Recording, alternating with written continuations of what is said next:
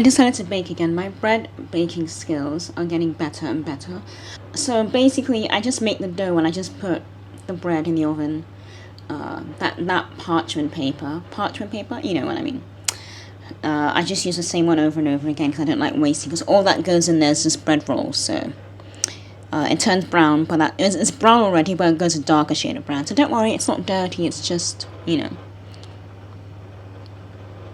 bready. I had a bite out of that, as you can see.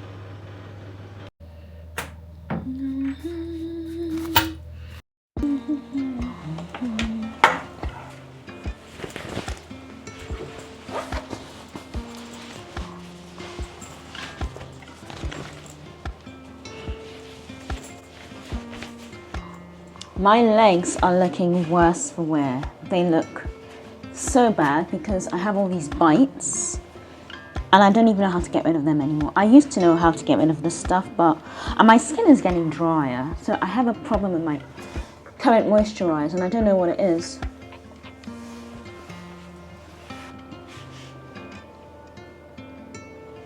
I am trying to up my skincare game. I am trying to do a lot with it, but I don't think I'm doing enough. And I think I need to revise the moisturizer I use on my skin, and then I need to revise my whole face skincare thing as well. So that's a lot to do. Ruffles, don't lick anything off the floor, please. Thank you. So when I was a kid, I had this incident where I was in school in Lagos in Nigeria, and it was primary school, I'll never forget. And there was this group of girls, and they were nice girls, but I really wanted to be part of that group they were in. And they were these really cool Hausa girls. Hausa girls are from the north, they're a tribe from the north, and I thought they were so cool. But I didn't fit in with them because they were they had an aura about them, which I didn't have. I was very different from them. And I don't know, if you know the tribes in Nigeria, you'll sort of realize that we're all very different. We look different, we act different, we have different energies and whatnot. So anyway, I was really trying to get in with these group of girls, and I became almost obsessed with them, to the point where I ignored everything that was like unique about me or special about me. It's been absolutely reeks. These two girls, there were actually two of them, they were the main girls in the group, and I just thought they were so cool.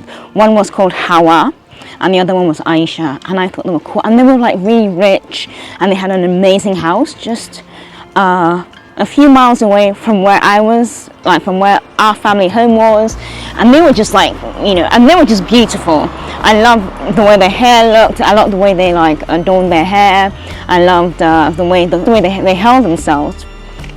Very, very interesting, and I just became absolutely besotted with them, and I just really, really wanted to fit in. And I didn't realize that my family were amazing. They were sort of keeping tabs on me. They used to watch me very, very quietly. One day my grandma said to me, oh, because I like to wear my hair in cane rows, my hair was always in cane rows, but Hawa and Aisha, they used to have their hair out, and they used to like have their hair in these elaborate buns, and I don't know how they did it. I think they must have had time to style it, and they used to have their hair in these elaborate buns, and they just always looked so amazing. And then their uniforms were cut differently to mine, so I was trying to copy the cut of their uniform, and my grandma started to notice these little things. Gradually I realized that because I was trying to emulate them so much, everything that they were that I wasn't, I began to lose so much of who I was and my identity. I started to dress differently, act differently. I became a lot more quiet because these girls were generally quite quiet. I became quiet as well. I just sort of took on that identity myself because I thought that was the way to behave, because I know we're very, very demure. I know demure is a word that's been thrown around a lot, but these girls were like very demure, because the girls from the north are generally that way, especially the really pretty ones.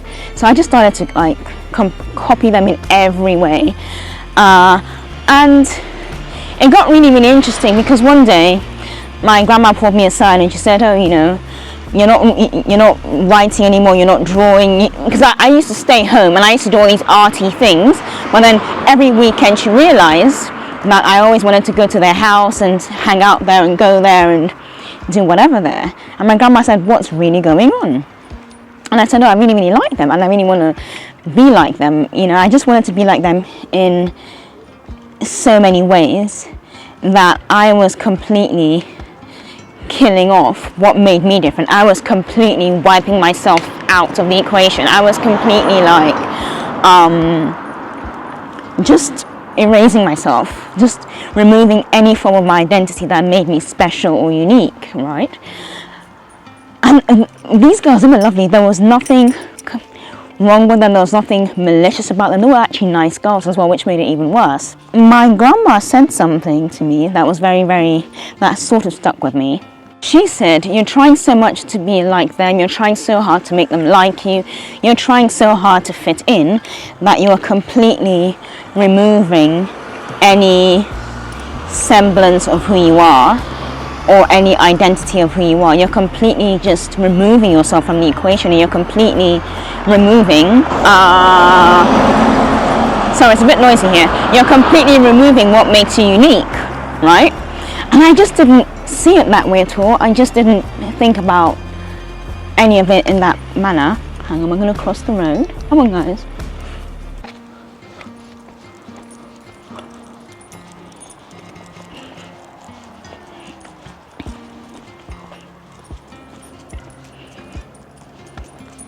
And like, that was a very little childhood thing.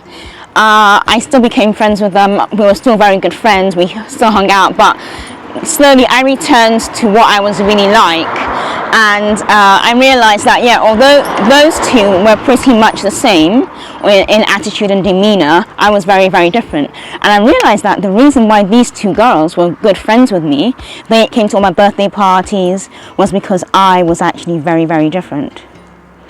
And I remember like Hawa was saying to me, oh, you're fun again. Because I think they had realized that I was acting all crazy and I was just changing my appearance, and they'd actually realized it themselves, and I think maybe their parents had noticed it too and thought I was going through a phase. But I recall Hawa saying to me, oh, you're fun again, which was crazy to me, because I didn't realize that when I tried so much to be like them, when I tried so much to fit in, I completely removed anything that made me interesting and made me me. Now, I say this because, and I'm saying a lot of people, and I see this in social circles, I see this in people I meet, especially people of more ethnic backgrounds. I notice it from people of ethnic backgrounds a lot more. They will completely deny who they are, change who they are, just to fit in. And I can't express how dangerous and how scary this is, because you are completely removing any uniqueness or anything that is completely you. You're removing any form of identity. Yeah, I'm seeing it a lot, and it's crazy. And you find out these people, I have people who are like this, I have colleagues I work with who are like this, who just completely deny and hate their countries, they hate their people. It's mental. And they try so hard to fit in. I feel like those sort of environments actually makes you go a bit crazy. I think it makes you a bit sociopathic, because you're just removing who you are. You're removing your language, you're removing your culture, your identity, and you're just becoming another blank slate.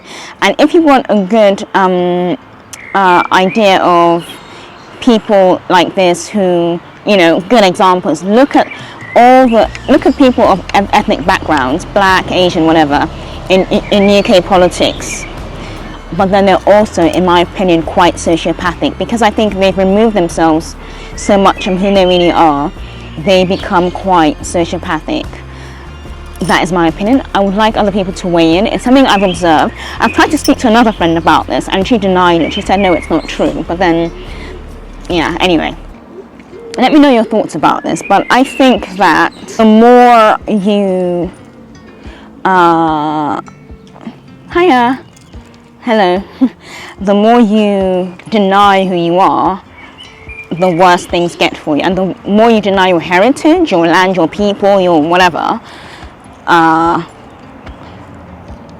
the more you start to suffer yourself and the more you start to struggle. And I think that you don't get as far as other people do. That's just my opinion, but let me know what you all think about that. Just weigh in the comments. And if anyone knows any cures for removing, you know, the bites, because I have so many bites on my legs now, and the scars, just let me know that as well, because I need to get my legs ready for the summer. I want to have a hot girl summer of some sort, I don't know.